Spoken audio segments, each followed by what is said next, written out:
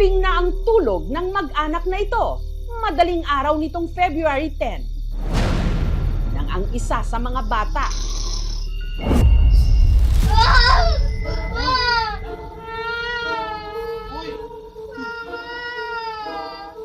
bigla na lang nagising at nagsisisigaw.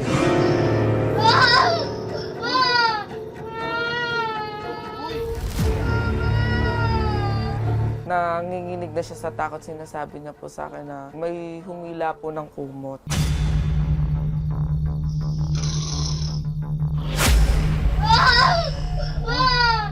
Napansin niyo rin ba? Panoorin natin ulit ang video.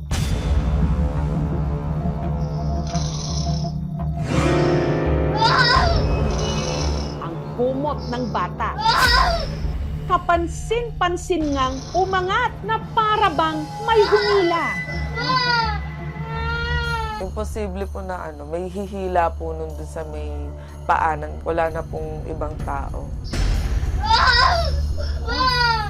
Kung walang ibang tao sa silid, sino ang humila sa kumot? Parang nag-a-attract po ko ng mga masasamang entity.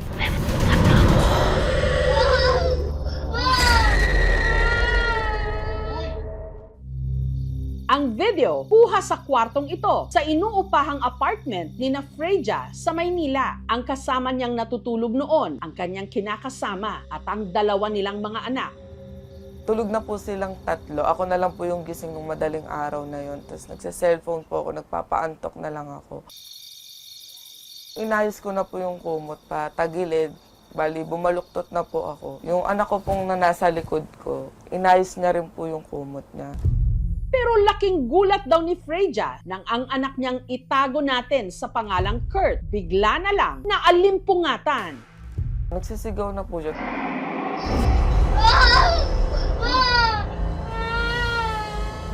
Nanginginig na siya sa takot, sinasabi niya po sa akin na may humila po ng kumot. Tinatanong ko po siya, nakita mo ba? Hindi wala daw po siya nakita. Sinabi ko na ako lang po yun, para hindi siya matakot lalo. After niya po matulog ulit, bumangon po ako para i-check yung CCTV kung totoo po yung sinasabi niya na may humila ng kumot. Pagka-check po ng CCTV, nalaman ko po na totoo yung nangyari na hinila po yung kumot niya. Makikita niyo po sa video, nakaganyan na po akong pwesto. Tapos yung anak ko po, nag-ayos ng kumot na nakabaluktot. Ayun na po yung hinila.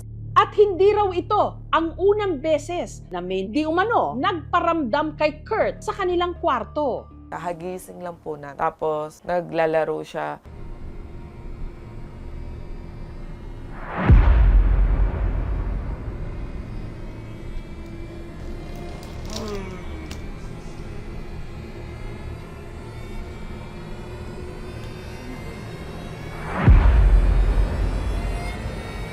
Nagulat ako, nakatulala na lang po siya. Nakatingin po siya dyan sa may pinto. Tapos yumakap na mahigpit sa akin na takot na takot. Sabi ko, bakit? Mumu. Tumatangula siya habang umiiyak.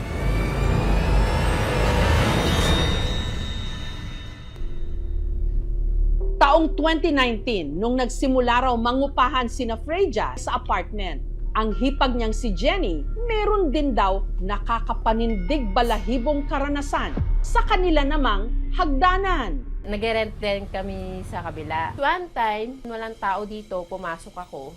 Diretso sana ako sa taas. Bigla akong napahinto.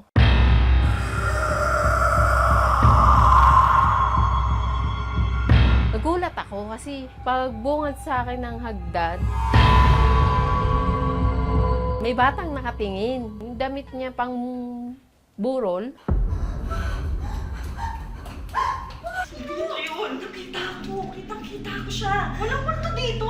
Meron eh! Wala kang multo dito! Tara na! Balik namin dito, nawala na siya. Yung sa kapatid ko po, nung pababa po siya, nang dahan-dahan habang nakahawak. Bigla na lang po siya nalaglag. Hanggang dito po. Parang may tumulak daw po sa kanya. Ang bilas ni Freja na si Ayip, hindi rin daw nakaligtas sa pagpaparamdam. Teka nga. Wait lang, iihi lang ako. Teka lang.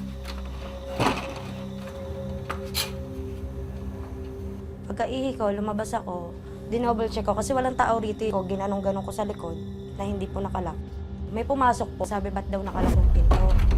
Sino daw naglock? Sabi ko ako po huling pumasok dyan. Hindi ko po nilak yan. Tapos tinignan nila kung may tao sa taas. Wala po.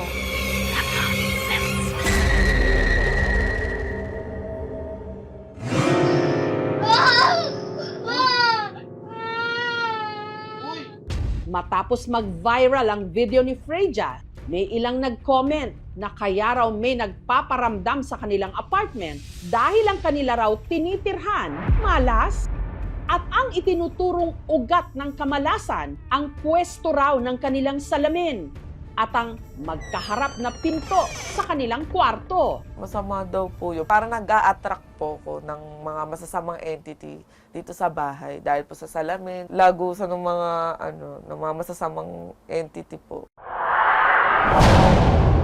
Ang salamin po kasi meron another dimension kung tawagin. Okay, so halimbawa, natutulog po tayo, tapos may salamin na nakatapat sa kama, may kasabihan kasi na naglalakbay po yung spirit natin. Kapag mamaya napasok siya doon, minsan mahirap siya mag-recall back papunta sa katawan natin. Yun ang dahilan bakit may mga iba po nagkakaroon din ng tinatawag na bangungot. Dalawang door na magkatapat po, ang tawag namin dito is may poison arrow. Bumibilis ngayon yung energy ng chi. Pwede maka-affect ng money loss, pwede maka-affect ng mga parang alitan, away, conflict problems, pwede siya makapag-cause din ng mga health problems.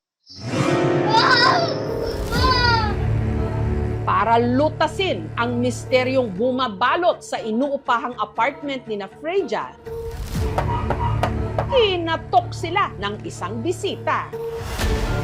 Ang paranormal researcher na si Ed Calwag. So dito kasi sa baba, wala. Oh. Pero yung turo niya, dito sa direction na to. Ano o sino nga ba ang gumagambala sa apartment? Ito yung area.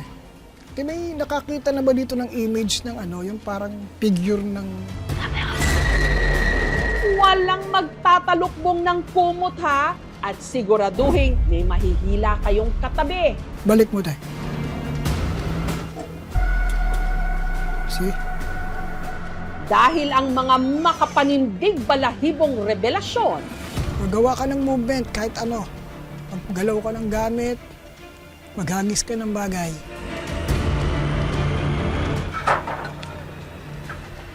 Saan yan?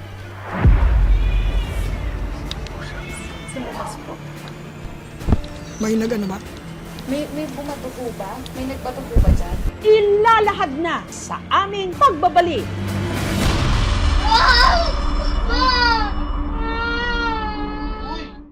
Ang pamilyang nangungupahan sa apartment na ito sa Maynila, hindi raw nakakatulog ng mahimbing dahil sa mga kakatwa nilang karanasan. Ang pinakahuli, nakuhanan pa ng CCTV.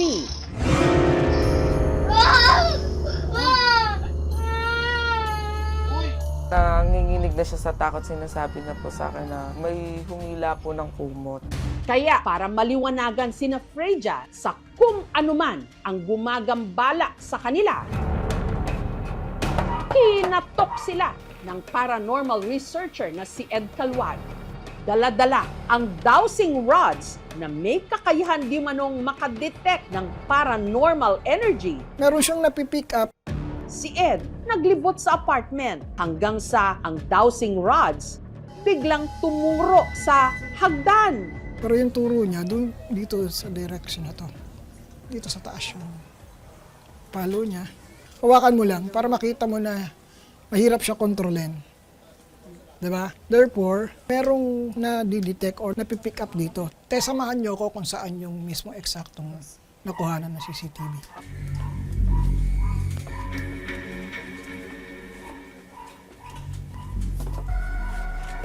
Medyo mabigat ang pakiramdam.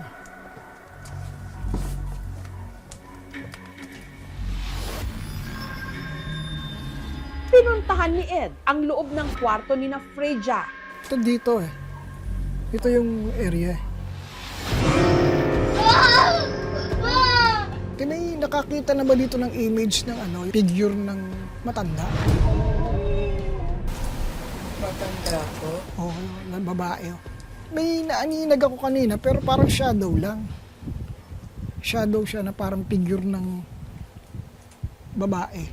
Si Ed tila may naramdaman din daw sa kabilang unit kung saan nakatira ang hipag ni na Freja na si Jenny. Posible kasing nataboy dito eh. Kasi mas malakas yung dito. Tignan natin kung magre-response. Or gawa ka ng movement kahit ano. Maggalaw ka ng gamit, maghagis ka ng bagay. Hanggang sa biglang may kumalabog sa labas ng bahay. Saan yun? Sa labas po. May nag-ano ba? May bumato po ba? May nagbato po ba dyan? Walang nagbato? Wala po nagbato? Pusa, tumakbo. Ito yung spot na solid yung energy niya. Ngayon te, okay lang tanggalin mo siya. Matatanggal ba? Yung salamin. Sige te, alisin mo. Pag wala yung salamin, hindi. Balik mo te.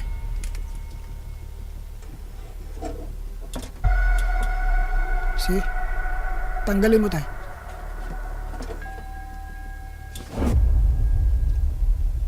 Balik mo yung salamin, balik mo. Nagiging dagusan siya te. Pwedeng ilagay yan sa lugar na yung palaging may tao. Huwag yung naiiwanan. At saka huwag talaga sa tapat ng higaan.